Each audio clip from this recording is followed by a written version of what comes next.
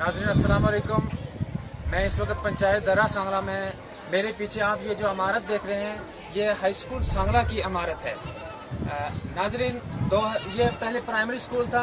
Primary school से middle school से 2014 में RMC के तहत ये कागजों में अपग्रेड तो हुआ है हाई स्कूल, लेकिन ज़मीनी सतह पे इसकी वही हालत है जो एज ए प्राइमरी स्कूल की पोजीशन थी।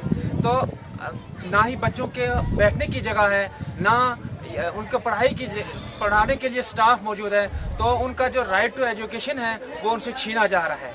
तो यहाँ के इन मासूम बच्चों की तरफ से मैं डिस्ट्रिक्ट इंतज़ामिया से बिलखुसूस CO साहब से गुजारिश करता हूँ कि इन बच्चों को पढ़ाने के लिए यहाँ पे स्टाफ भेजा जाए और इनको इमारत जो है वो उसका पैसा तो दिया है, लेकिन ज़मीन ना होने की वजह से वो पैसा वहीं का वहीं पड़ा हुआ है।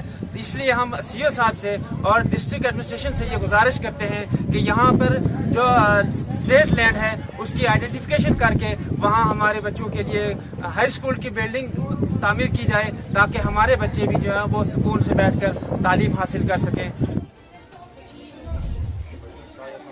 काली बच्ची ने ऐसा पानी